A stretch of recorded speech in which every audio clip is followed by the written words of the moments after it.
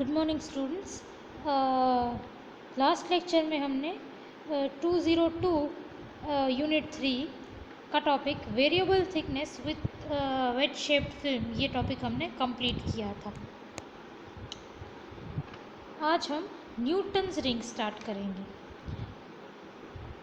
अब Newton's ring ये practical ये थियरी आप एकदम ध्यान से देखिएगा, क्योंकि इसी का आपको लैब में प्रैक्टिकल भी आके करना है इसी पे।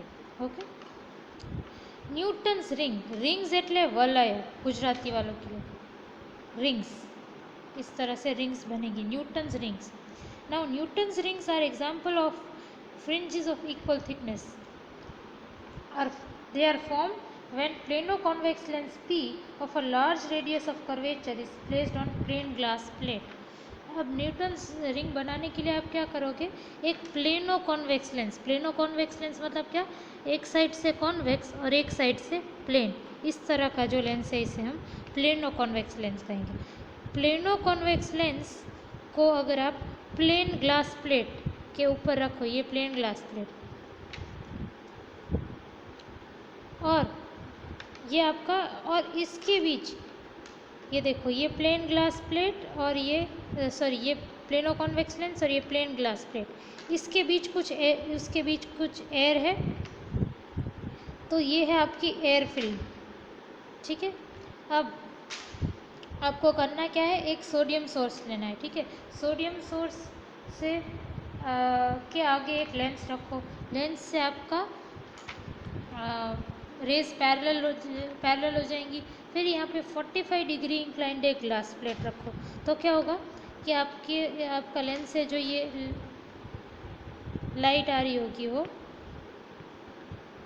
इस डायरेक्शन में, फिर यहाँ से रिफ्लेक्ट होके वापस जाएगी, और यहाँ पे माइक्रोस्कोप में हमें मिलेगा। अब आपकी लेंस से ये रेज यहाँ पे आई, तो ये जो आपकी एयर फिल्म है, इसके कारण क्या होगा, इसके कारण आपको इंटरफियरेंस मिलेगा, और इंटरफियरेंस की फ्रिंजेस मिलेगी। अब interference fringes wedge shape film में कैसी थी, ऐसे स्ट्रेट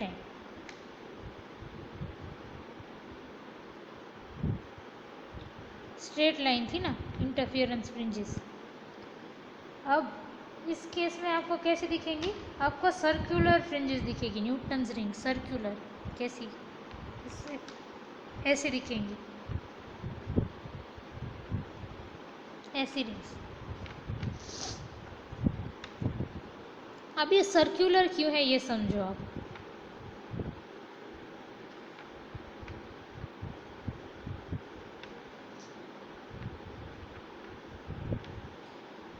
न्यूटन्स रिंग का सेंटर ये होगा, और अब सेंटर से ये, और सेंटर से इस सेंटर से 1 सेंटीमीटर इधर और 1 सेंटीमीटर इधर, ये एयर फिल्म की थिकनेस बराबर होगी। फिर सेंटर से 2 सेंटीमीटर इधर और सेंटर से 2 सेंटीमीटर इधर, थिकनेस बराबर होगी। सेंटर से 3 सेंटीमीटर इधर, सेंटर से 3 सेंटीमीटर इधर, थिकनेस बराबर होगी।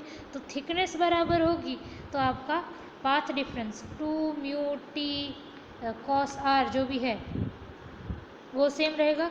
थिकनेस सेम है तो पाथ डिफरेंस सेम है, तो इंटरफियरेंस आपका, ये जो पाथ डिफरेंस पे इंटरफियरेंस आपका पाथ डिफरेंस पे डिपेंड करता है, तो आपका थिकनेस पे डिपेंड करता है आपका कि आपकी डार्क फ्रिंज होगी, लाइट फ्रिंज, ब्राइट फ्रिंज होगी, और कौन से नंबर की होगी।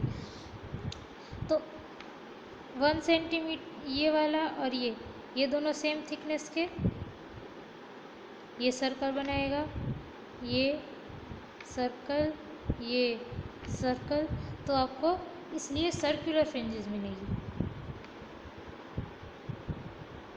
और जिसका सेंटर क्या होगा, सेंटर ये ओ, जहाँ पे आपका प्लेन कॉन्वेक्स लेंस जो है वो ग्लास प्लेट को टच कर रहा है। अब फिर से वही आपने जो लास्ट लेक्चर में किया, डिवीजन ऑफ एम्पलीट्यूड कराओ। आपकी रे आई, फिर रे आके पॉइंट डी आई, फिर यहाँ पे पॉइंट डी पे जब वो आई तो थोड़ा सा पार्ट इस डायरेक्शन में गया और बाकी जे इस डायरेक्शन में। फिर जे पे आई तो वापस वो ऐसे जाएगी, जे पे आई तो वापस वो इस तरह से जाएगी और निकल जाएगी। ये डिवीजन ऑफ एम्पलीट्यूड कल हमने जो किया था वो सेम चीज़ है। अब हम देखते हैं condition for bright and dark ring, condition for interference. अब इंटरफियरेंस में delta is equal to M lambda हो तो ब्राइट रिंग, ब्राइट मतलब प्रकाशित, and delta is equal to 2m+1 lambda by 2 हो तो डार्क रिंग माने अप्रकाशित। ठीक है, ये आपको लास्ट लेक्चर में हमने पढ़ा था, ये आपको याद रहना चाहिए। अब पाथ डिफरेंस कितना होगा? पाथ डिफरेंस अब देखो, इंटरफियरेंस इन दोनों रेज के कारण हो रहा है, रे 1 2, और ये रे 1 2 क्या है?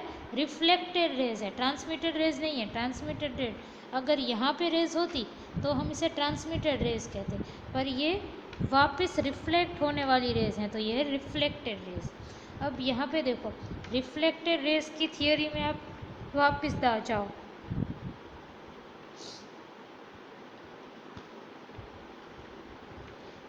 रिफ्लेक्टेड रे की थियोरी में जब आप देखो, ये रिफ्लेक्टेड रे वाली थियोरी, इसमें पाथ डिफरेंस कितना है? 2 mu T cos R minus lambda by 2। तो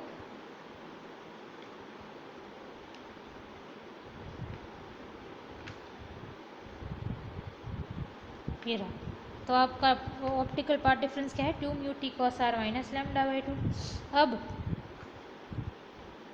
ये जो बीच में फिल्म है वो किसकी है? फिल्म किसकी है? एयर की, एयर फिल्म। मतलब कि इस फिल्म का म्यू कितना हुआ? 1।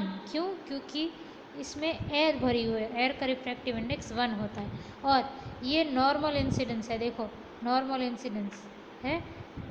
इस ग्लास प्लेट पे, इस प्लेट पे लाइट नॉर्मली गिर रही है, और नॉर्मल इंसिडेंस पे आई 0 होता है और आर भी 0 होता है। ये हमने लास्ट लेक्चर में मैंने आपको बताया था, नॉर्मल इंसिडेंस पे आई 0 आर 0। तो आर 0 होगा तो cos are is cos 0 that is equal to 1। तो म्यू इज इक्वल टू 1 और कॉस आर इक्वल टू 1। तो ये म्यू और कॉस आर दोनों 1 हो जाएगा, तो बचेगा क्या? 2t माइनस लैम्डा बाई 2, ये आपका डेल्टा। जब 2t माइनस लैम्डा बाई 2 ये डेल्टा जब m लैम्डा होगा तब आपकी मैक्सिमा आएगी, मतलब ब्राइट फ्रिंजेस आएगी। ये देखो, जब m 2t minus lambda by 2 delta is equal to m lambda, तब आपकी ब्राइट फ्रिंजेस आती है, मतलब कंस्ट्रक्टिव इंटरफियरेंस होता है। और डेल्टा क्या है आपका? डेल्टा है आपका 2t ये रहा 2t माइनस लैम्डा बाई 2। तो आपका कंस्ट्रक्टिव इंटरफियरेंस मतलब कि ब्राइट फ्रिंजेस यहाँ पे आएगी। अब इसको सॉल्व करो, t को सब्जेक्ट ऑफ इक्वेशन बनाओ 2t। तो यहाँ पे ये आपकी कंडीशन है ब्राइट फ्रिंज बनने की।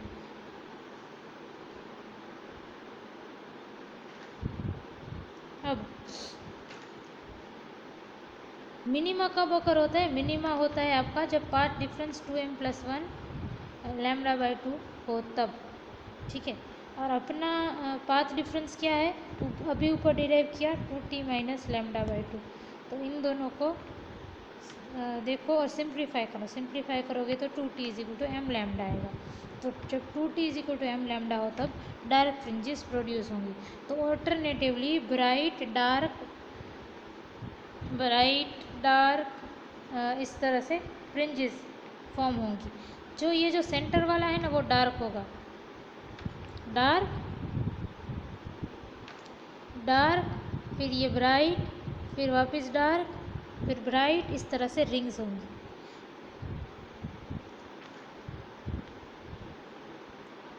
फ्रिंजेस आपकी सर्कुलर शेप में होंगी, और सेंटर जो है वो ये देखो, सेंटर जो दिख रहा है आपको,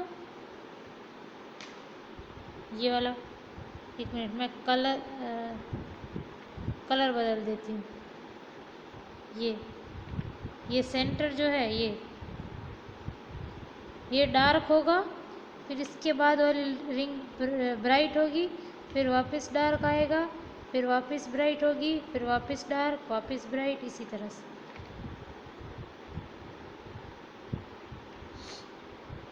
now radii of dark fringes. अब ये जो डार्क फ्रिंजेस हैं, जो इधर पिंक कलर से दिखाई है, इनका रेडियस कितना होगा?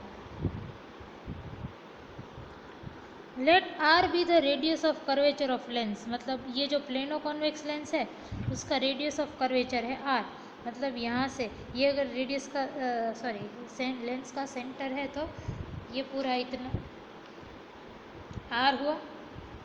एम ओ मतलब ये एम से लेके ओ, ये पूरा आर हुआ। और इस तरह से अगर आप लो पूरा, तो एम से लेके ये पी, ये भी आर ही होगा। आप फर्ज करो कि ये प्लेनो कॉन्वेक्स लेंस है, वो इस तरह से कोई किसी स्फीयर का पार्ट है और यहाँ पे उसका सेंटर है, तो यहाँ से यहाँ तक एम से ओ, ये आपका पूरा रेडियस ऑफ कर्वेचर हुआ आर। फिर यहाँ से यहाँ ये भी रेडियस हुआ आर, ठीक है। Let P Q be the thickness of air film at point P. किसी भी कोई भी पॉइंट पी ले लो, इस पॉइंट पे थिकनेस ऑफ एयर फिल्म कितनी होगी? एयर फिल्म यहाँ पे है, इसको आप टी मान लो, जितनी भी थिकनेस है, ठीक है।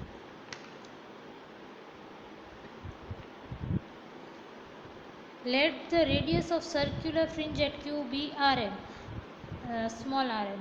तो आप जो फ्रिंज आपकी इधर है, जो सी भी फ्रिंज आपकी पॉइंट पी पे है, उसका यहाँ से सेंटर से कुछ तो रेडियस रहेगा, उस रेडियस को आप स्मॉल आर एम बोलो। अब ये थिकनेस टी है, ठीक है, इतनी।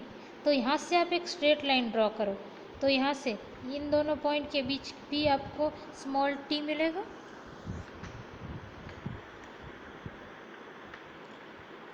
ठीक है। अब ये पूरा आर है, ठीक है, और इसमें से इतना पोर्शन टी है, तो ये आर माइनस टी हो जाएगा, है ना। अब इस ट्राइंगल पे ध्यान दीजिए, ये राइट एंगल ट्राइंगल है, ठीक है। राइट एंगल ट्राइंगल में R square plus R M square is equal to ना, ये आर माइनस टी स्क्वेयर है एक्चुअली, है ना।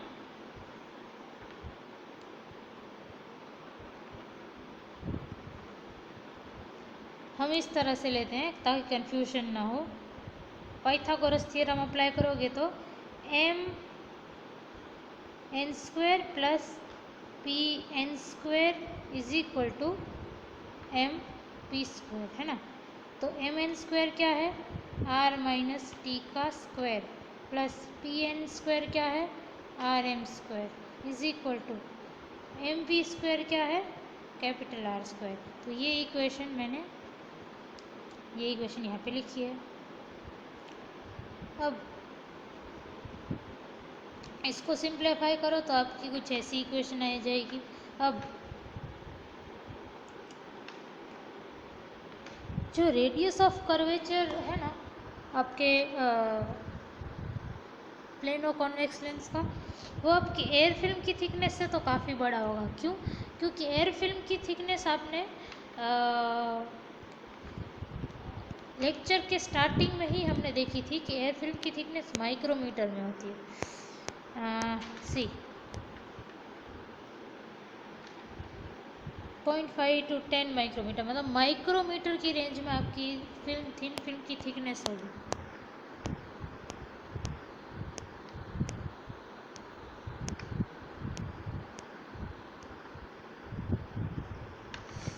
और आपने कभी माइक्रोमीटर जितना छोटा लेंस देखा है? नहीं, वो आपका लेंस लैब में आपने देखा होगा सेंटीमीटर जितना आता है। तो radius of curvature of your convex lens is something about centimetre के ऑर्डर में, और ये जो थिकनेस है वो माइक्रोमीटर के ऑर्डर में। ठीक है, मतलब कि आर जो है वो टी से काफ़ी बड़ा हुआ।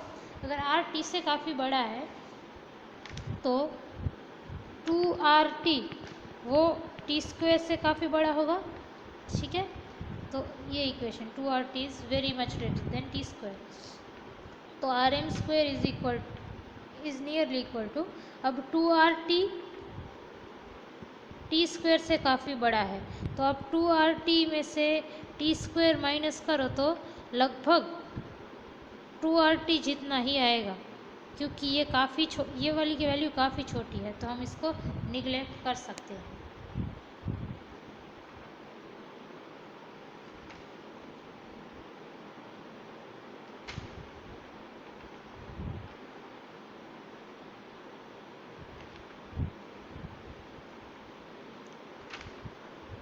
फिर condition for darkness at Q is that, अब डार्कनेस की कंडीशन क्या है, देखो न्यूटन्स रिंग में डार्कनेस की कंडीशन है 2T is equal to M lambda, तो 2T is equal to M lambda. ठीक है, कंडीशन फॉर डार्कनेस, ये 2T है ना, उसकी जगह पे एम लैम्डा पुट करो, तो RM square is equal to M lambda R हो जाएगा। इस इक्वेशन में RM square is equal to R into 2T। अब आपको पता है 2T is equal to M lambda, तो RM square is equal to M lambda R, ये so RM is equal to under root M lambda R. Now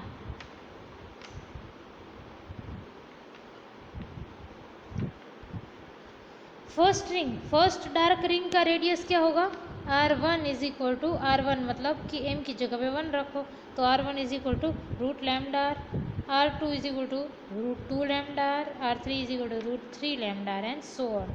मतलब कि radius of dark rings are proportional to root of natural numbers.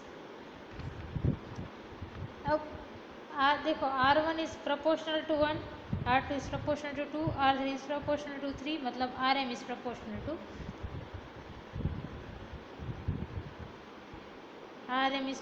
to root M यहाँ से। और ये क्या बताता है आपको, देखो इसमें से RM is also proportional to under root lambda, thus the radius of mth dark ring is proportional to the root of wavelength also। ये अब radius of mth dark ring, अब ये रेडियस मिल गया, तो डायमीटर कैसे मिलेगा, diameter is equal to 2 into radius, और रेडियस क्या है under root M lambda R.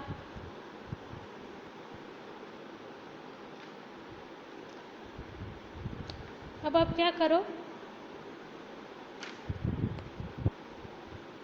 ये है आपकी diameter, spacing between the fringes.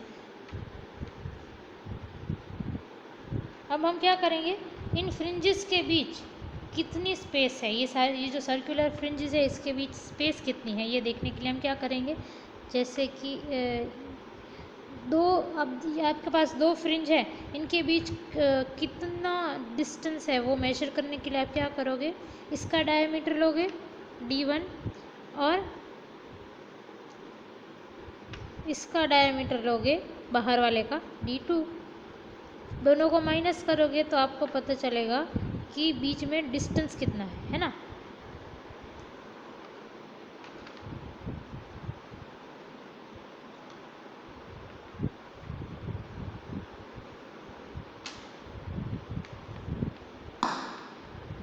अब डायमीटर की वैल्यू क्या है, under root 2 under root M lambda R, and first ring का D1 is equal to 2 under root lambda R, D2 is equal to 2 under root 2 lambda R, मतलब कि ये root 2 क्या है, रूट 2 है 1.4, तो 2 इंटू 1.4 लैम्डा आर। D3 क्या है, D3 है 2 इंटू √3 लैम्डा आर, √3 मतलब 1.7, तो 2 into 1.7 under root lambda R. अब d4 क्या होगा, d4 होगा 2 इंटू 4 लैम्डा आर, √4 क्या है 2, तो 2 into 2 under root lambda are.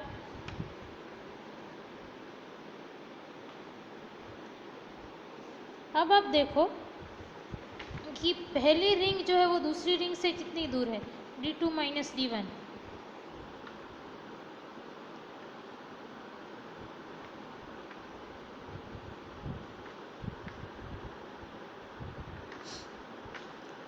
Two into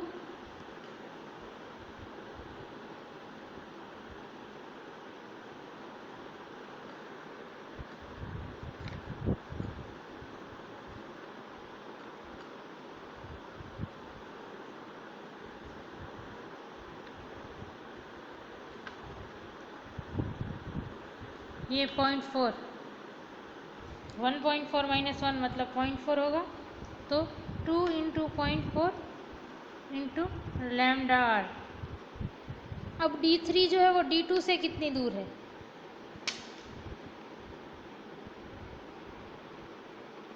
two into 1.7 minus 1.4 मतलब 0.3। तो देखो यहाँ पे दूरी थी 2 इंटू 0.4 इंटू लैम्डा आर, यहाँ पे दूरी, इन दोनों के बीच दूरी कितनी आई 2 इंटू 0.3। मतलब जैसे जैसे आप आगे बढ़ रहे हो वैसे वैसे क्या हो रहा है, आपका स्पेसिंग जो दूरी है वो घट रही है। So rings get closer as M increases, जैसे जैसे आपका एम बढ़ रहा है वैसे वैसे दूरी घट रही है, मतलब रिंग्स पास पास आ रही है। आप फिगर में देखोगे तो ऐसी ही है, देखो जैसे आपकी जैसे रिंग्स पास में आती जा रही है, जैसे आपकी एम की वैल्यू बढ़ रही है वैसे।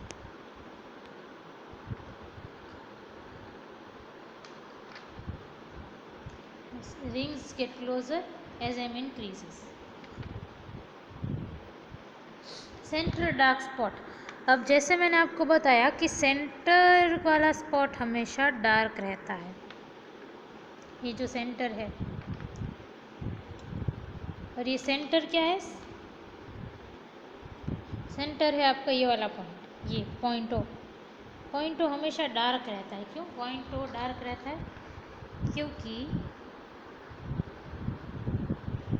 Eight the point of contact O the thickness of air film is negligibly small, so we take t is nearly equal to 0। तो यहाँ पे एयर फिल्म देखो, अगर यहाँ पे पॉइंट है, यहाँ पे पॉइंट पे इस पॉइंट पे एयर फिल्म की थिकनेस कितनी होगी 0, क्योंकि ये टच कर रहा है इसको, यहाँ पे इसको टच कर रहा है, तो लगभग t की वैल्यू आप 0 ले सकते हो। t क्या है, t ये है कि आपका पॉइंट इस प्लेट से कितना दूर है, ये आपका t है, ठीक है।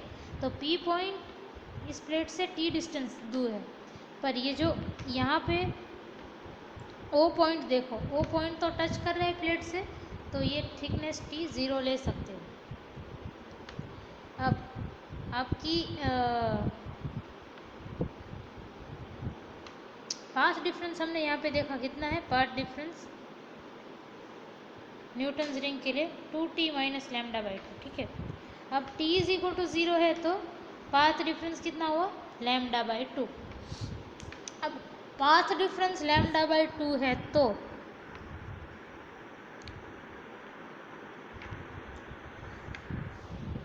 पाथ डिफरेंस लैम्डा बाई 2 है, मतलब फेज डिफरेंस कितना हुआ पाई जितना, है ना। अगर phase difference path difference lambda by 2 मतलब phase difference pi, phase difference pi मतलब क्या, एक ऐसी होगी और दूसरी ऐसी होगी, है ना। मतलब कि ये जहाँ पे इसका क्रेस्ट है इसका ट्रफ होगा, जहाँ पे इसका ट्रफ है इसका क्रेस्ट होगा, माने कि डिस्ट्रक्टिव इंटरफियरेंस होगा, मतलब कि डार्क फ्रिंज मिलेगी। तो सेंटर पे सेंटर स्पॉट हमेशा डार्क रहेगी।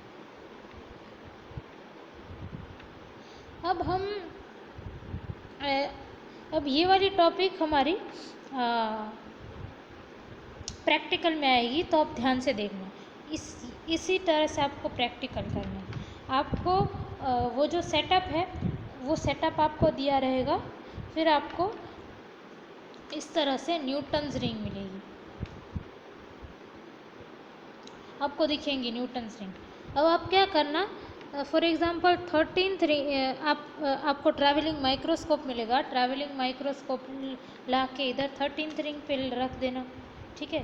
फिर माइक्रोस्कोप को आगे बढ़ाना, फिर इस वाले 12th रिंग पे 11th 10th 9th 8th इस तरह से आगे बढ़ाते जाना और लिखना यहाँ पे कि ये LHS के लिए रीडिंग है कि X13 X12 X10 9 8 7 इस तरह से। और फिर हो जाए उसके बाद यहाँ पे वापस यहाँ पे ऐसे आगे बढ़ते जाना। तो यहाँ पे फिर से X1 X2 X3 X4 X5 इस तरह से आप आगे लेते जाना RHS के लिए, ठीक है। आपको सबकी पोजीशन मिल गई। अब फॉर एग्जांपल ये लास्ट वाली रिंग है 13th रिंग, तो LHS पे 13th का पोजीशन और RHS पे 13th का पोजीशन, इन दोनों को अगर आप माइनस करोगे तो आपको पूरा 13th रिंग का डायमीटर मिलेगा। तो आपको D13 मिल जाएगा इन दोनों को माइनस करने से। उसी तरह से इस तरफ की 12th और इस तरफ की 12th को माइनस करने से आपको D12 मिल जाएगा। तो आपको सबके डायमीटर्स मिल जाएंगे। ये हम लैब में करेंगे तो आपको ठीक समझ आएगा।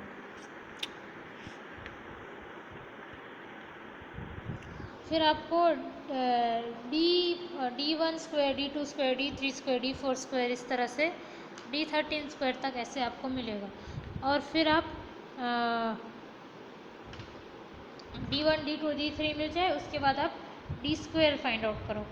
फिर उसको y एक्सिस पे और m को मतलब कि 1 2 3 जो भी आपने लिया वो यहाँ पे, फिर आपको स्ट्रेट लाइन मिलेगी। स्ट्रेट लाइन मिले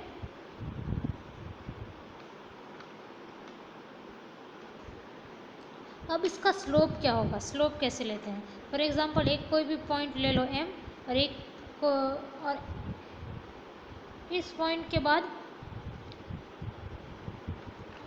P डार्क रिंग्स को जाने दो, P डार्क रिंग्स को जाने दो। तो यहाँ पे m प्लस P आएगा, ठीक है। तो m पे जो आपका है डायमीटर उससे आप dm स्क्वायर बोलो, और m प्लस p पे जो आपका डायमीटर है उसको आप dm प्लस p बोलो, ठीक है। तो ये कितना हुआ, ये आपका हुआ dm प्लस p का स्क्वायर माइनस dm स्क्वायर। और ये कितना हुआ, ये हुआ आपका m plus p minus m मतलब कि p।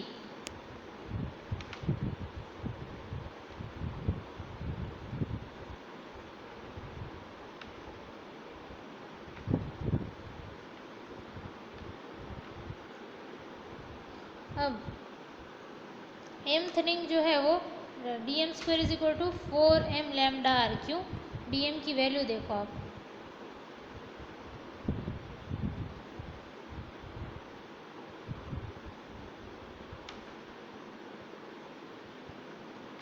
dm is equal to under root m lambda r। तो dm स्क्वायर कितना होगा 4m लैम्डा r। तो dm स्क्वायर आपका 4m लैम्डा r। तो dm प्लस पी स्क्वायर क्या होगा, m की जगह m प्लस पी डालो, 4m प्लस पी लैम्डा। तो dm plus P minus dm square कितना होगा, इन दोनों को माइनस करो 4p लैम्डा r। और लैम्डा कितना होगा, अब लैम्डा को सब्जेक्ट ऑफ इक्वेशन बनाओ, 4pr को नीचे ले जाओ तो आपका इक्वेशन कुछ ऐसा आएगा।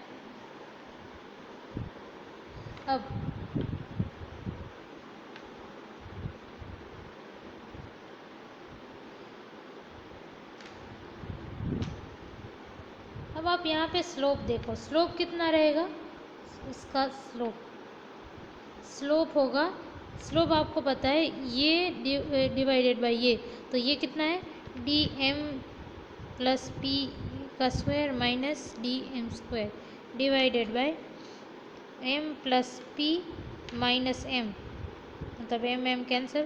तो dm plus p square minus dm by p is your slope. तो यहाँ पे देखो dm plus p minus dm square divided by p is your slope. और बचा क्या नीचे 4r, ये 4r। तो lambda is equal to slope by 4r। आप ग्राफ ड्रॉ करोगे, ग्राफ का स्लोप निकालोगे। आपको अगर रेडियस ऑफ कर्वेचर दिया है तो आपको वेवलेंथ मिल जाएगी सोर्स की, और अगर सोर्स की वेवलेंथ दी है तो आपको रेडियस ऑफ कर्वेचर मिल जाएगा। ये आप करेंगे आपके प्रैक्टिकल में। तब आपको बेहतर समझ आएगा। ओके, जब हम करेंगे। अब रिफ्रैक्टिव इंडेक्स ऑफ लिक्विड भी हम ऐसे ही फाइंड आउट कर सकते हैं। इसमें क्या करना है, बस इससे पहले जो थियरी की वही है। बस आपको जो एयर भरी है ना हमने यहाँ पे एयर है ना, आपको क्या करना है, कोई भी लिक्विड लो, रिफ्रैक्टिव इंडेक्स मतलब वक्रीभवनांक, आपको उस लिक्विड का रिफ्रैक्टिव इंडेक्स फाइंड करना है। तो आप क्या करो कि उस लिक्विड को इस प्लेट पे डालो और फिर इस प्लेट के ऊपर कॉन्वेक्स लेंस डालो। तो क्या होगा कि यहाँ पे जो एयर फिल्म है उसकी जगह उस लिक्विड की फिल्म बन जाएगी। ठीक है। अब एयर फिल्म थी इसलिए हमने यहाँ पे म्यू इज इक्वल टू 1 लिया था, पर अब लिक्विड की फिल्म है तो हम म्यू इज इक्वल टू 1 नहीं ले सकते, है ना। और डार्क फ्रिंजेस के लिए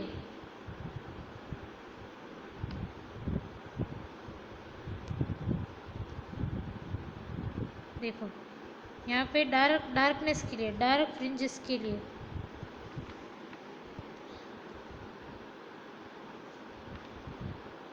आप रिफ्लेक्टेड लाइट में जाओ। रिफ्लेक्टेड लाइट के केस में यहाँ पे सब हम रिफ्लेक्टेड रेज में देख रहे हैं, आप ये ध्यान रखना। ट्रांसमिटेड रेज का इंटरफेरेंस नहीं ले रहे, रिफ्लेक्टेड का ले रहे हैं। अब रिफ्लेक्टेड के केस में ये वाली थियरी देखना, रिफ्लेक्टेड वाली थियरी में डार्क फ्रिंजेस कब हो रही हैं, कंडीशन फॉर डार्कनेस है ये। तो आप ये कंडीशन फॉर डार्कनेस लिख दो।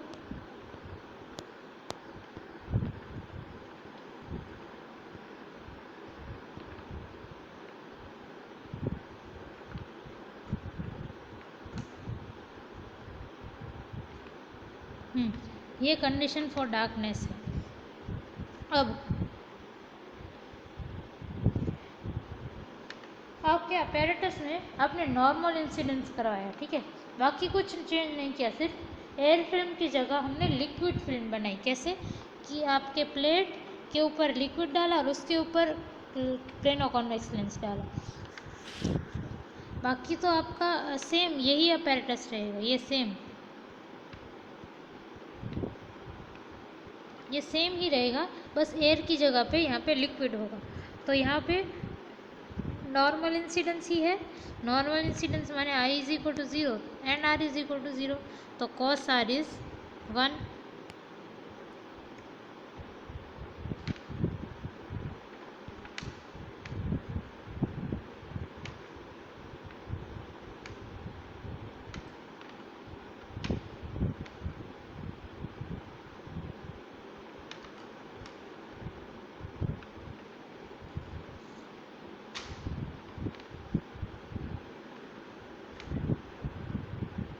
Cos r is 1। अब कॉस आर की जगह 1 सब्सटीट्यूट करो तो आपकी इक्वेशन कुछ ऐसी बनेगी ना। आपने लास्ट थियरी में देखा कि R M square is equal to 2RT लगभग। देखो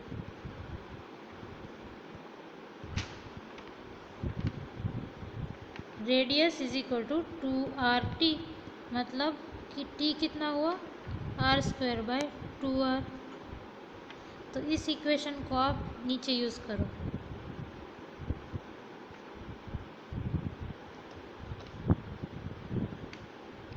R square is equal to 2RT, T को सब्जेक्ट ऑफ इक्वेशन बनाओ तो R square by 2 capital R।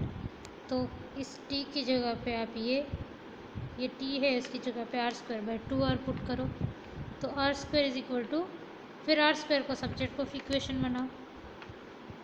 अब d क्या होता है, d is equal to 2r, diameter is equal to twice of radius, तो d स्क्वायर क्या होगा 4r स्क्वायर। तो यहाँ पे दोनों साइड 4 मल्टीप्लाई कर दोगे तो ये d स्क्वायर बन जाएगा, तो d square is equal to 4m lambda r by mu. अब mth रिंग के लिए dm square is 4m lambda r by mu, और l क्यों लिखा है कि ये हमने लिक्विड रखा है, इसीलिए लिक्विड रखने के बाद क्या डायमीटर आया। अब m प्लस pth रिंग का क्या होगा, बस यहाँ पे इसकी जगह पे m प्लस p रख दो सेम, और तो dm प्लस p मिल जाएगा डायमीटर, और ये l लिक्विड है ये दिखाने के लिए रखा। अब इन दोनों को माइनस कर दो,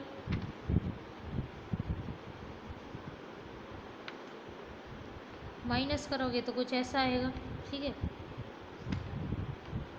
अब एयर वाले केस में, इससे पहले वाले केस में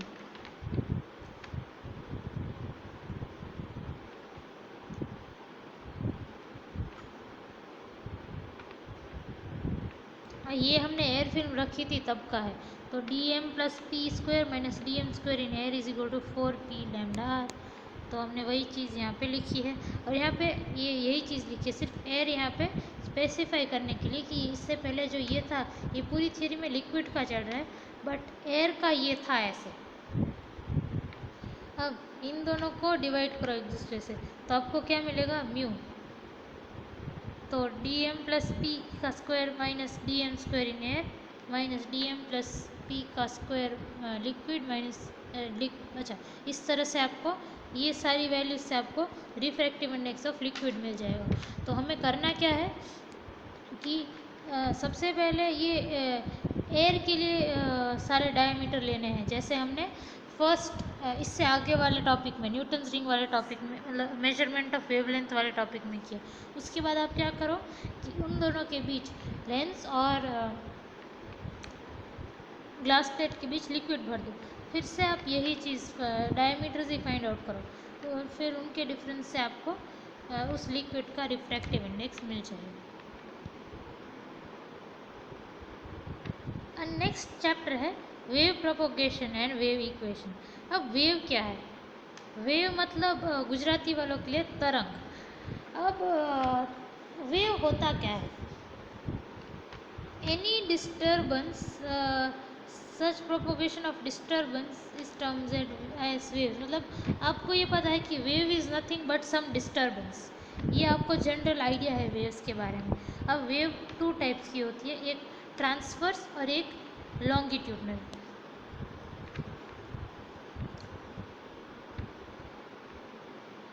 अब ट्रांसवर्स वेव होती है लंबगत, और लॉन्गिट्यूडनल मतलब संगत। ये आपको ये हमने 11th-12th में किया है, थोड़ा सा रिवाइज कर लेते हैं, ठीक है। अब वेव कैसी होती है, वेव कुछ ऐसी दिखती है, ऐसी, ठीक है। अब वेव में इस पॉइंट से लेके जो मैक्सिमम ये जो पीक पॉइंट है इसे हम क्या कहते हैं, वेव का एम्पलीट्यूड। एम्पलीट्यूड माने कंप विस्तार। और यहाँ से वेव स्टार्ट हुई और पूरी वेवलेंथ लैम्डा, पूरी वेवलेंथ लैम्डा कहाँ पे कंप्लीट हुई, यहाँ पे। तो पूरी वेवलेंथ जिस टाइम पे कंप्लीट हो उससे आप क्या कहोगे, टाइम पीरियड, कि एक वेवलेंथ को होने के लिए कितना टाइम लगेगा, वो है आपका time period, time period T. अब फ्रीक्वेंसी क्या होती है वेव की, frequency of the wave is 1/t। Time period मतलब आवर्तकाल गुजराती वालों के लिए, है ना। एफ मतलब फ्रीक्वेंसी मतलब कि आवर्तन, तो आवर्तन इज इक्वल टू 1/आवर्तकाल।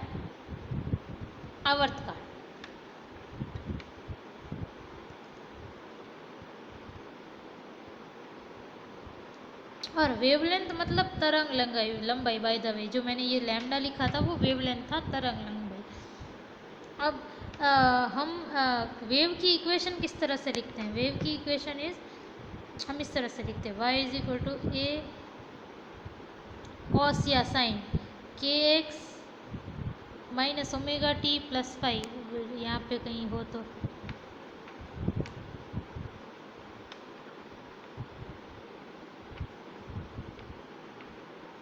ये रहा। हम वेव इक्वेशन को इस तरह से लिखते हैं, a y is equal to A cos omega T plus five. उसमें ए क्या है आपका एम्पलीट्यूड मतलब कंप विस्तार, ओमेगा क्या है एंगुलर वेलोसिटी मतलब कि कोणीय वेग, फिर फाई क्या है, फाई है आपका फेस मतलब कड़ा जिससे गुजराती में कहते हैं। ये सिंपल चीज़ें हैं, इसमें आपको ज़्यादा सिर्फ रिवाइज करना है कि फेस क्या है, वेवलेंथ क्या है, फ्रीक्वेंसी क्या है, ये आपको सिर्फ रिवाइज करना है। आपको 1 मार्कर में पूछ सकते हैं कि क्या क्या है, एम्पलीट्यूड क्या है, फ्रीक्वेंसी क्या है, टाइम पीरियड क्या है, इस तरह से। टाइप्स ऑफ वेव्स, वेव्स ना प्रकार, वेव्स किन किन टाइप की होती है। एक तो होती है ट्रांसवर्स वेव, ट्रांसवर्स वेव मतलब लंबगत, ट्रांसवर्स यानी कि ट्रांसवर्स એટલે કે લંબગત, અને લંબગત વેવ કેવી હોય, in a wave in which displacement is at right angle to direction of propagation।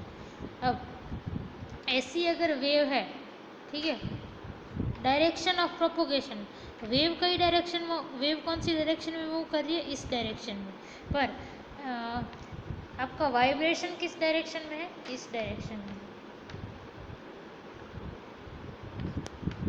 मतलब कि डायरेक्शन ऑफ प्रोपोगेशन ये और डायरेक्शन ऑफ एनर्जी ट्रांसफर और डायरेक्शन ऑफ वाइब्रेशन ये, मतलब ये दोनों परपेंडिकुलर हैं। तो जिसमें डिस्प्लेसमेंट जो है वो, displacement is at right angles to the direction of propagation, उसे ट्रांसवर्स वेव या फिर लंबगत तरंग कहते हैं। एंड दूसरी होती है लॉन्गिट्यूडनल वेव्स, लॉन्गिट्यूडनल એટલે संगत, संगत उसमें क्या है, लॉन्गिट्यूडनल वेव्स में क्या होता है कि आपका जिस डायरेक्शन में प्रोपोगेशन है उसी डायरेक्शन में आपका डिस्प्लेसमेंट ऑफ मॉलिक्यूल्स होता है, ये है आपकी लॉन्गिट्यूडनल वेव। लॉन्गिट्यूडनल वेव का एग्जाम्पल है साउंड वेव्स, और ट्रांसवर्स वेव का एग्जाम्पल ले लो आप इलेक्ट्रोमैग्नेटिक वेव्स।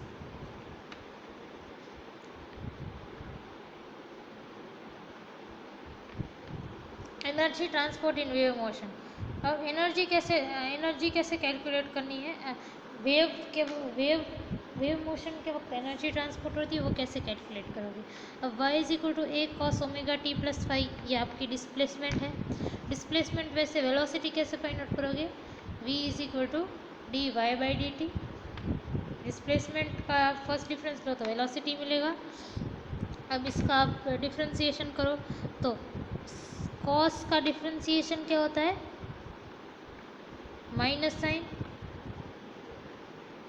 तो माइनस ए तो वैसे ही रहेगा, minus a omega sine omega T plus y. अब kinetic energy is equal to half m v square, मतलब कि हाफ एम और इसका स्क्वायर, तो आपका इक्वेशन कुछ ये है। अब total energy will be maximum value of T, मतलब काइनेटिक एनर्जी की मैक्सिमम वैल्यू आपकी टोटल एनर्जी रहेगी, तो ये टी का मैक्स, मतलब ये टी, ये मैक्सिमम कब होगा, ये मैक्सिमम, इसका मैक्सिमम करने के लिए आपको साइन की वैल्यू मैक्सिमम होनी चाहिए। अब साइन की मैक्सिमम वैल्यू क्या है, साइन की मैक्सिमम वैल्यू है 1, क्योंकि साइन होता है, साइन की वैल्यू -1 to 1 होती है, मिनिमम -1 मैक्सिमम 1, तो इसकी जगह मैक्सिमम वैल्यू 1 रख दे, तो इसकी जगह 1 रखने पे आपकी एनर्जी कुछ ऐसी है, half M A square omega square. अब हम ट्रांसवर्स वेव इन आपकी टॉपिक है transverse vibrations of a stretch string. एक स्ट्रिंग में आप एक स्ट्रिंग लो और स्ट्रिंग को में आप कुछ फोर्स अप्लाई करो, तो आपकी स्ट्रिंग में ट्रांसवर्स जो वाइब्रेशन होंगे उनको हमें स्टडी करना है। ट्रांसवर्स मतलब कि लंबगत। एक स्ट्रिंग को आप स्ट्रेच करो तो जो ट्रांसवर्स वाइब्रेशंस, ट्रांसवर्स वेव्स होंगी उन्हें हमें स्टडी करना है। Let us consider a stretch string having tension T। इस स्ट्रिंग का फॉर एग्जांपल टेंशन है T।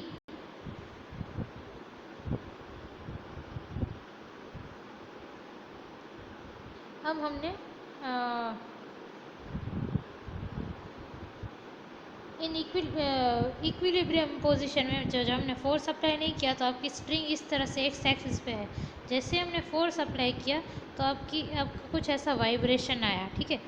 पॉइंट ए पे आपका टेंशन इस डायरेक्शन में है, पॉइंट बी पे आपका टेंशन इस डायरेक्शन में है, ठीक है।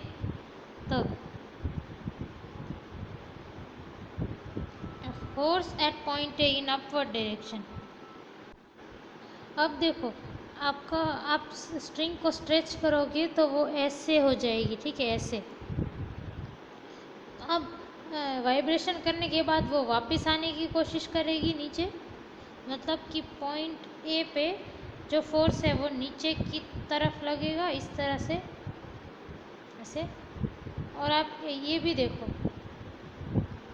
टी का कंपोनेंट इस तरफ से है, टी का कंपोनेंट अगर इस तरफ है तो ओके, टी अगर इस तरफ है तो इसके दो कंपोनेंट्स, एक ऐसा होगा और एक नीचे की तरफ होगा। तो ए पे फोर्स है वो नीचे की तरफ है, नीचे की तरफ है तो मैंने साइन में माइनस लिखा। क्यों? क्योंकि हम force at in upward direction consider कर रहे, तो हमने माइनस, क्योंकि वो नीचे के डायरेक्शन में है तो हमने माइनस कंसिडर किया। और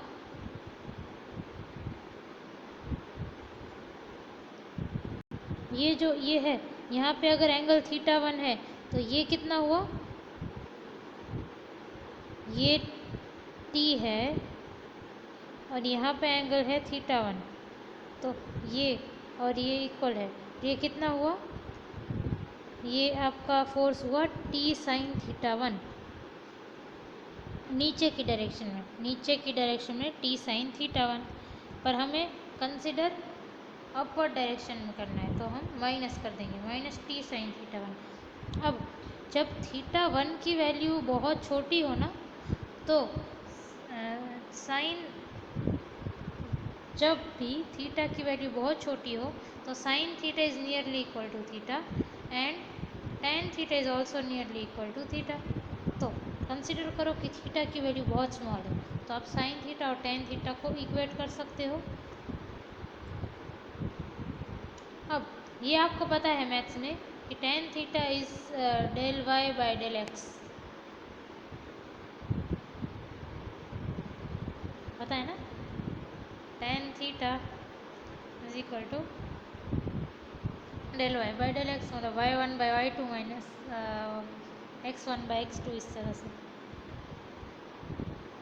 eight x del Y by del X at x at this point x, हम अभी पॉइंट ए पे हैं जो कि x पे है इसलिए हमने एट x लिखा। ना force at b in upward direction. अब b का कंपोनेंट देखो, b के फोर्स का कंपोनेंट यहाँ पे है, मतलब टेंशन इस डायरेक्शन में है, तो इसके जो कंपोनेंट्स होंगे एक होगा ये और दूसरा फोर्स वाला यहाँ पे। अब ये अगर θ2 है तो ये कितना होगा, T sin θ2। मैथ इतना मैथ्स तो सबको आता है, और ये अपवर्ड डायरेक्शन में ही है सो माइनस साइन लगाने की ज़रूरत नहीं है, तो है आपका T sin θ2। अब जैसे कि मैंने आपको बताया अगर थीटा की वैल्यू काफ़ी कम हो तो sine theta is nearly equal to theta and theta की वैल्यू कम हो तो tan theta is also equal nearly equal to theta, मतलब साइन थीटा की जगह आप टेन थीटा लिख सकते हो और tan theta is del Y by del X. अब यहाँ पे ये कहाँ पे है, बी पॉइंट पर, बी पॉइंट कहाँ है, x प्लस डी एक्स पर, तो ये x प्लस डी एक्स। यहाँ पे मैंने देखो y θ1 और θ2 की स्मॉल वैल्यू कंसिडर की है, जैसे कि मैंने कहा था θ1 और θ2 की वैल्यू स्मॉल होगी तभी sine theta is equal to theta और tan theta is equal to theta, ये हो पाएगा। Thus the net force in Y direction, तो वाई डायरेक्शन में कितना फोर्स होगा, इस वाई डायरेक्शन में फोर्स कितना होगा, एक तो ये माइनस ये, मतलब ये माइनस क्यों, क्योंकि ये दोनों उल्टी डायरेक्शन में है। तो इसमें से ए में अपवर्ड फोर्स और ये डाउनवर्ड फोर्स, तो इन दोनों को आप ऐड कर दो।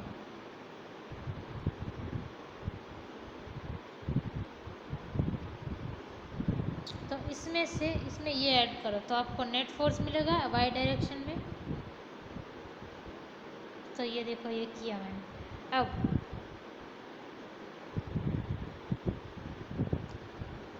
आपको पता होगा कि del Y by del X at X plus D X minus del Y by del X at X is equal to del square Y by del x square into D X. ये आपको, ये mathematical identity आप सबने अभी तक 12th तक की है, स्टडी की है।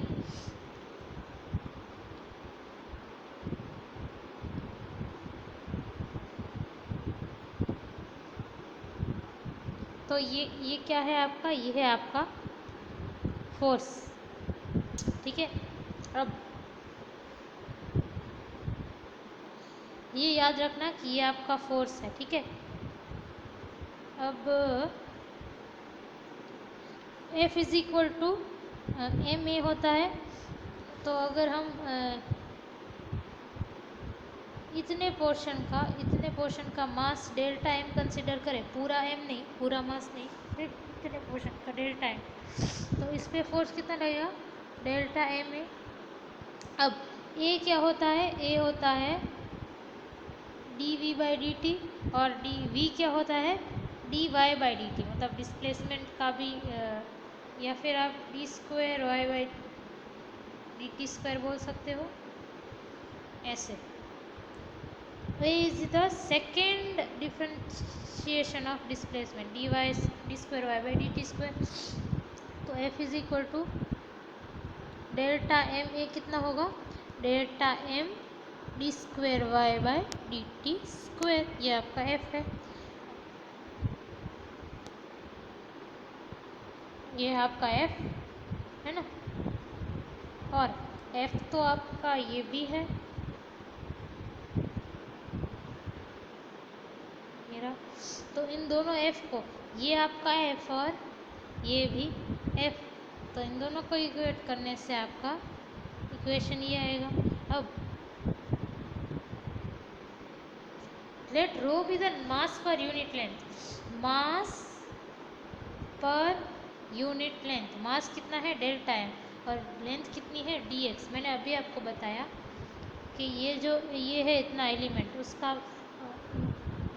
उसका मास डेल्टा एम है और लेंथ कितनी है dx जितनी, तो मास पर यूनिट लेंथ क्या होगा, rho is equal to delta m dx, मतलब rho dx is equal to delta m. ये ध्यान में रखना, rho dx is equal to delta m. इस डेल्टा एम की जगह पे आप रो dx डाल दो, ठीक है। तो ये dx जाएगा, तो आपका इक्वेशन कैसा बनेगा, कुछ इस तरह से। अब वन डायमेंशनल वेव इक्वेशन कैसी होती है, वन डायमेंशनल वेव इक्वेशन कुछ ऐसी होती है, del square Y by del y square is equal to 1 by v square del square Y by del T square. अब इन दोनों को कंपेयर करो, तो v square is equal to t by rho, v square is equal to t by rho, मतलब कि v is equal to under root t by rho, v is equal to under root t by rho, और v क्या है आपकी velocity. मतलब आपको क्या मिला, ये देखो यहाँ पे मैंने वन डायमेंशनल वेव इक्वेशन लिखी है, ये। अब आप इन दोनों को अगर कंपेयर करो तो v is equal to t by rho मिलेगा, तो आपको क्या मिला, velocity of transverse waves in stretch string. तो आपको अगर क्वेश्चन आए कि find out the velocity of transverse wave in stretch string, तो यहाँ तक डिराइव करना है। Longitudinal sound waves in a solid, तो साउंड वेव्स कहती हो कैसी होती है, लॉन्गिट्यूडनल मतलब संगत।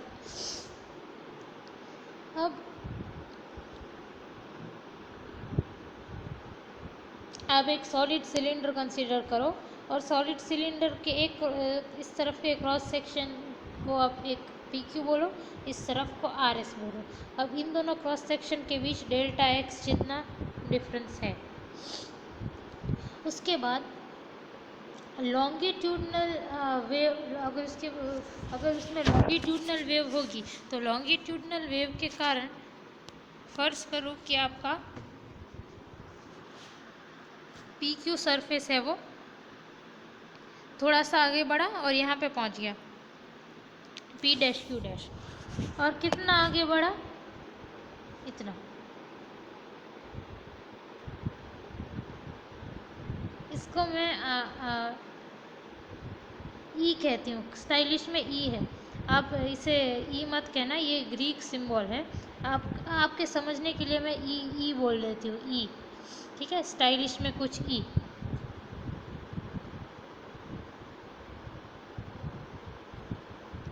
इस तरह से लिखा है ई। और ये आर एस जो है वो लॉन्गिट्यूडनल वेव के कारण वो भी इस तरफ जाएगा और कितना जाएगा, आर डैश एस डैश तक, और कितना, ई, स्टाइलिश में e x plus delta x.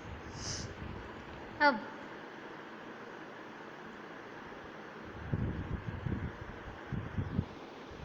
इनके बीच तो डेल्टा एक्स जितना डिफरेंस है पी क्यू और आर एस के बीच।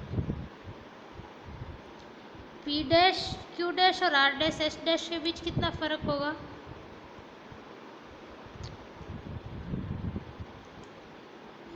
ई x plus delta x minus e x plus delta x, इतना डिस्टेंस होगा।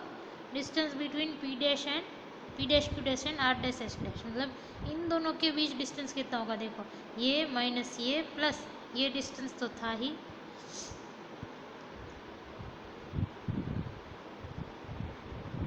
तो e x plus delta x minus e x plus delta x.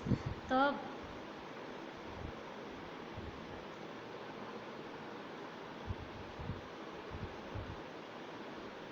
अब ये मैथमेटिकल आइडेंटिटी आपको लगानी पड़ेगी। आपको पता है that Y X plus delta X is equal to Y नहीं, मैं एफ लेती हूँ फंक्शन। आप फंक्शन को हमेशा एफ से डिनोट करते हो ना, तो मैं एफ ही लेती हूँ ताकि आपको कन्फ्यूजन ना हो। F x plus delta X is equal to F x plus del F by del x into delta x, ये आपकी आइडेंटिटी है। तो अब एफ की जगह पे ये स्टाइलिश ई रखो, तो आपकी इक्वेशन ऐसी आ जाएगी, ठीक है। अब ये दोनों कैंसिल हो जाएंगे, बचेगा क्या, सिर्फ इतना। तो आपका पी डैश क्यू डैश और आर डैश एस डैश के का लेंथ कितना हुआ, इतना।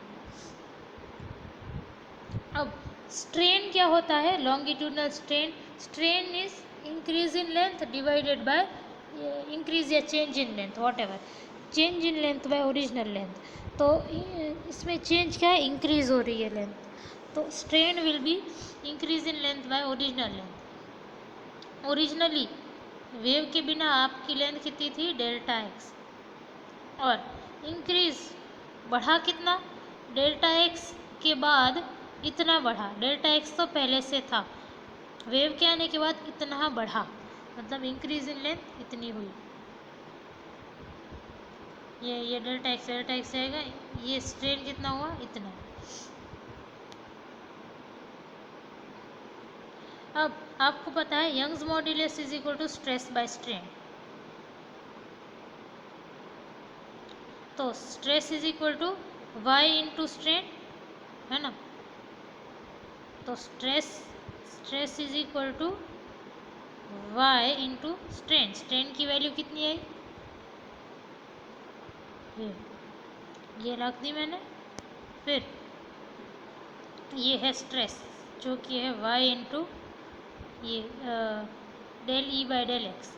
अब आपको पता है stress is equal to force per unit area. अब ये अब आप ए को इधर ले जाओ तो एफ कितना बचा, F is equal to Y A into del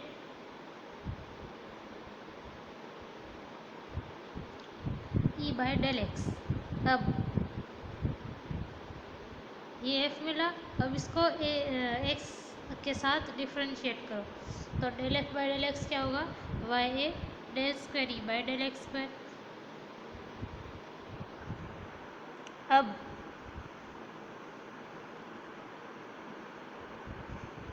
ये आपको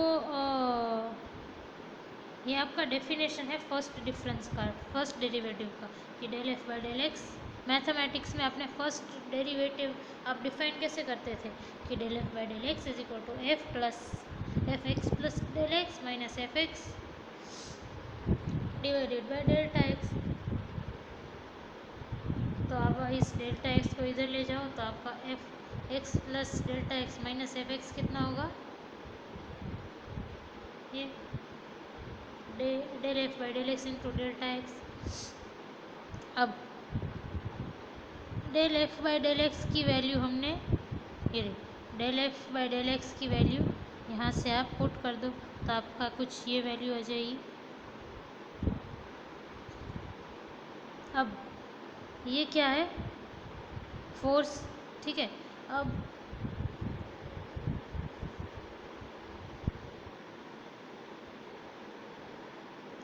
फोर्स क्या होता है, force will be equal to delta M और ए क्या है आपका, ए है आपका del square E by del T square, displacement का सेकेंड डेरिवेटिव, और ये डेल्टा एम, ये है आपका एफ। अब डेल्टा एम कैसे लिखेंगे हम, डेल्टा एम हम इस तरह से लिख सकते हैं, इतना याद रखो कि f is equal to delta M into del square E by del T square. अब rho is equal to, rho is density, ठीक है, डेंसिटी डेंसिटी मतलब मास पर यूनिट वॉल्यूम, ठीक है। रो इज रिप्रेजेंट्स द डेंसिटी, घनता मतलब मास पर यूनिट वॉल्यूम। अब volume मतलब एरिया इंटू थिकनेस।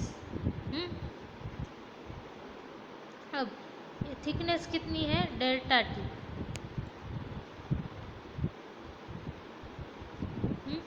थिकनेस है डेल्टा टी, और एरिया है डेल्टा टी नहीं डेल्टा एक्स। अभी हमने ऊपर देखा थिकनेस इसकी कितनी है, डेल्टा एक्स, यहाँ पे डेल्टा टी कहीं यूज़ नहीं हुआ, हमने थिकनेस डेल्टा एक्स रखी है, तो ये है डेल्टा एक्स, ठीक है। तो अब डेल्टा एम कितना होगा, रो ए डेल्टा एक्स, तो delta M is equal to rho A delta x. अब एफ क्या है, delta M into A, delta M की वैल्यू आपको क्या मिली, रो ए डेल्टा एक्स, और ए की वैल्यू तो आपको पता है del square E by del T square, तो एफ इतना भी है और एफ हमको ये भी मिला, तो ये दोनों एफ है, तो आप इन दोनों एफ की वैल्यू को इक्वेट करो तो आपका ये इक्वेशन आएगा। फिर अब क्या करो, ये डेल्टा एक्स कैंसिल हो जाएगा, ए कैंसिल हो जाएगा, तो बचेगा क्या कि delta square E by delta x square is equal to, अब आप इसको नीचे ले जाओ,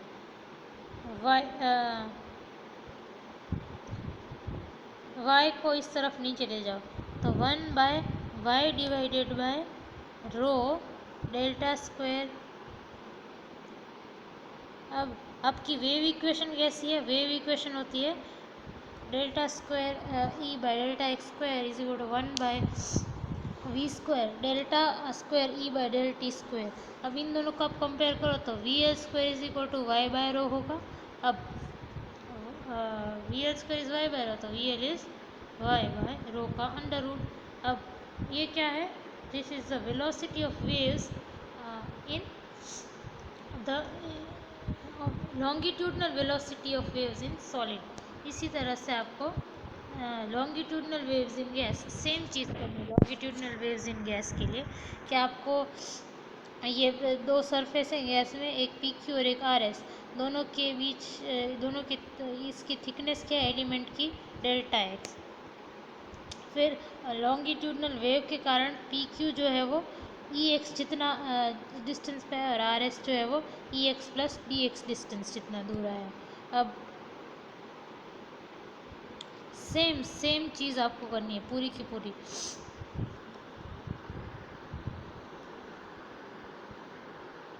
अब force is equal to pressure is equal to force per unit area, तो f is equal to p into a होगा। ठीक है, तो अब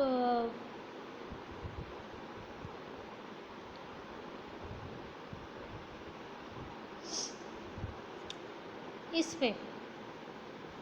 पे प्रेशर अगर पी एक्स है तो इस पे प्रेशर फोर्स कितना होगा? पी एक्स इंटू ए। और इस पे अगर pressure p x plus delta x है तो इस पे फोर्स कितना होगा? आपको ये पता ना चाहिए। P is equal f is equal to p into a, तो इस पे होगा इस वाले पे अगर pressure p x plus delta x है तो आपको फोर्स होगा p x minus delta x. अब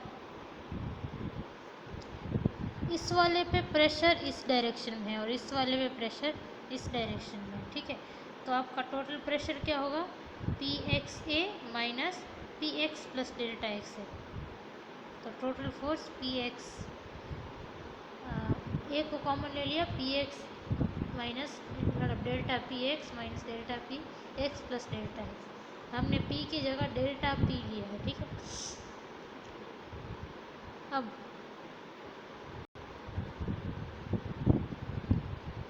ये वाला क्या फॉर्मूला रहेगा? ये आप ये जो ऊपर हमने यूज़ किया ये यहाँ पे ये रही, यहीं पे हमने ये यूज़ किया कि delta F by delta x. अब एफ की जगह पे आप डेल्टा पी रखो, तो delta P by delta X is equal to delta P x plus delta x minus delta P of X divided by delta x. अब delta X को यहाँ पे मल्टीप्लिकेशन में ले आओ तो ये यहाँ से चला जाएगा। अब इसको माइनस कर दो तो minus delta X into del of delta P by delta X is equal to, अब ये माइनस कर दिया तो ये भी उल्टा हो जाएगा, delta P x minus delta P x plus delta x.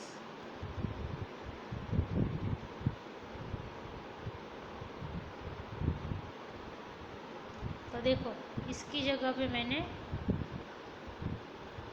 यही चीज़ लिखी, ऊपर इक्वेशन फिर से देखो आप जो मैंने डिराइव की हो। ये है आपका फोर्स, ये आपका फोर्स। ठीक है, अब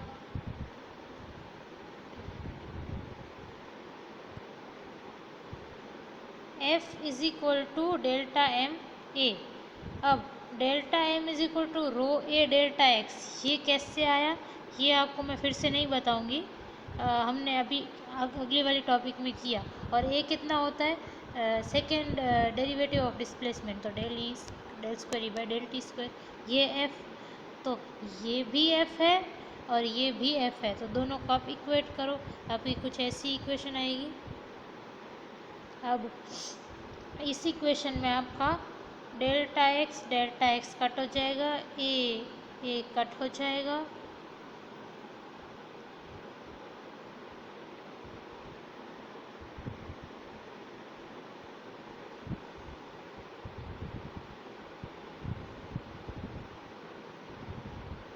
ठीक है। और देखो फिर आपका क्या बचेगा? Minus del by del x into delta P is equal to rho into del, कुछ इस तरह से।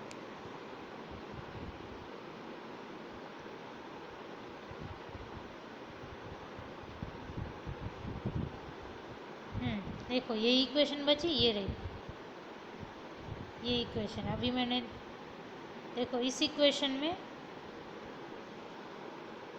ये डेल्टा एक्स जाएगा, तो आपका इक्वेशन कुछ ऐसा बनेगा। अब let the process be adiabatic. अब एडियाबैटिक प्रोसेस में आपने यूनिट 1 में देखा कि एडियाबैटिक प्रोसेस हो मतलब सम उष्मी, तब P V gamma is constant. तो अगर P V gamma is constant तो तो अब इसका डिफ्रेंशिएशन लो, तो कैसे डिफ्रेंशिएशन लोगे?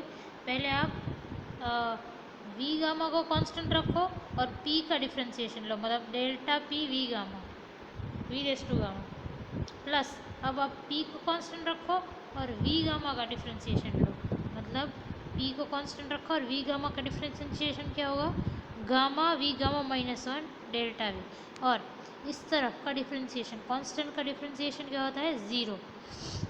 अब आप इसको सिंप्लीफाई करो और डेल्टा पी को सब चीज़ों को इक्वेशन बनाओ, तो डेल्टा पी क्या होगा? कुछ ऐसा। अब increase in length of the column, increase in length. अब इंक्रीज इन लेंथ कितनी होगी? इसके लिए आप वापस ये वाला देखो, ये इंक्रीज इन लेंथ होगी इतनी, और क्यों होगी ये मैंने समझाया। इंक्रीज इन लेंथ इतनी क्यों होगी ये मैंने ऊपर वाले टॉपिक में समझाया। तो इंक्रीज इन लेंथ यहाँ पे ये रही, इतनी होगी, ठीक है। This the change in volume. अब वॉल्यूम कितना है? Volume is equal to length into area, है ना। तो अभी change in volume, change in length है इतनी, तो चेंज इन वॉल्यूम कितना होगा? Change in volume delta v is equal to change in length, change in length मतलब delta e by del x, और चेंज इन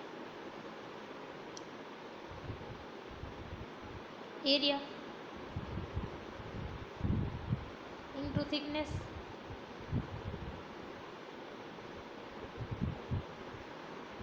और ये मैंने ए डेल्टा एक्स क्यों लिया? ये आपका चेंज इन लेंथ है, और ये ए डी एक्स क्या है कि एरिया, डेल्टा एक्स थिकनेस में एरिया कितना चेंज हो रहा है, ठीक है।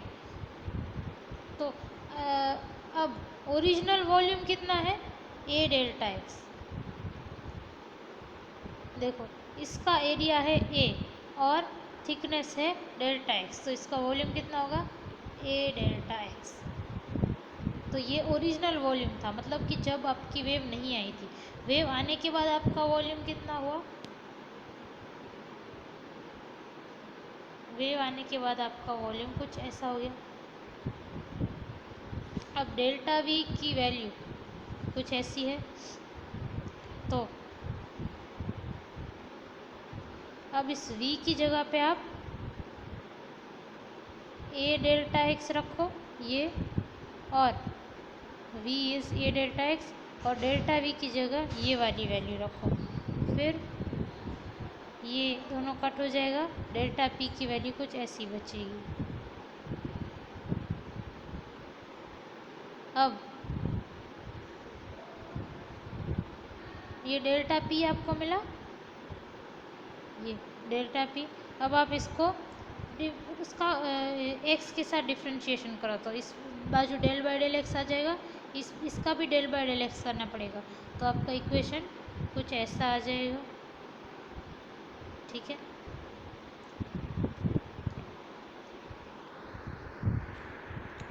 अब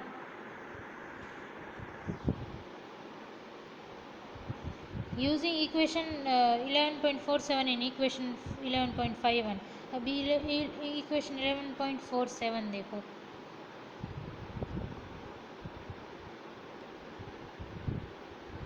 आप इन दोनों को इक्वेट देखो, ये डेल बाय डेल 11.47 क्या कहता है? Del by delta X of delta P is equal to minus rho del square by del T square, है ना। ये है आपका 11.47 और आपका ये इक्वेशन 11.51 कुछ ऐसा है। तो देखो दोनों में del by del X of delta P है, ये दोनों इक्वल है, मतलब ये भी इक्वल रहेगा, ये दोनों को आप इक्वेट करोगे, ये मैं ये दोनों को इक्वेट कर रही हूँ तो कैसा दिखेगा कि gamma P del square epsilon by del x square is equal to rho del square del square E by del T square. अब गामा पी को मैं इस तरफ ले जाती हूँ तो ये यहाँ से जाके गामा पी हो जाएगा।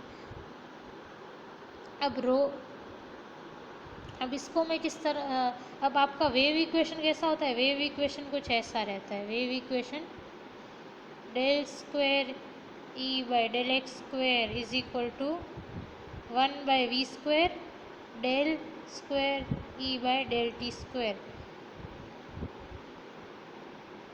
अब आप इन दोनों इक्वेशन को कंपेयर करो तो v square is equal to 1 by v square is equal to this, अगर 1 बाई वी स्क्वायर वो है तो वी क्या होगा, कुछ ऐसा। तो आपको क्या मिला, ये velocity of longitudinal wave, velocity of longitudinal wave in gas.